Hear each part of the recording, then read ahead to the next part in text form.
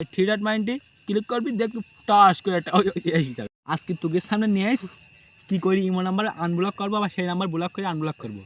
তোরা মনে করতেছি যে আমি এ পারবো না, আমি এ বুঝিনি, আজকে বুঝিয়ে দেবো। তোরা মনে হচ্ছে চিন্তা নিস না, আজকে তোকে বুঝিয়ে ছেড়ে দেবো। আজকে এমন পালে বুঝিয়ে দেবো জীবনে ভুলবে নি, সারা জীবন থেকে মনে থাকবে।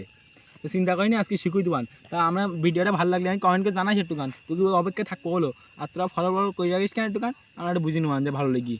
তা নিয়ে আমরা কাজ এখন শুরু করতে যাচ্ছি। তোরা এখন শেষ পর্যন্ত থেকে ভিডিওটা খবরদার ওপরে থ্রি ডট মাইন্ড দেখতে পাইছি, এই থ্রি ডট মাইন্ডে ক্লিক করবি। এই থ্রি ডট মাইন্ডটি ক্লিক করবি, দেখবি টাস করে একটা এসে যাবে। তো তোরা কাজ শুরু করাটা প্রথমে তো ইমোয় যাবি, ইমোয় গিয়ে হ্যাঁ ইমো অপশানে যাবি।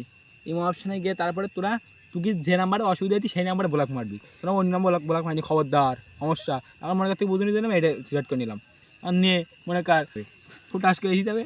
এই দেখ লিখা এসে গেছ খপ করি, তুই তখন চুটাত করি একবার তোর প্রোফাইলই এসে যাবি। তোর প্রোফাইলে ফুস করে ক্লিক করে দিবি। দুবার পরে মনে কর ওটা চাপ নিবি নি, এখন এসে গেছে যাও।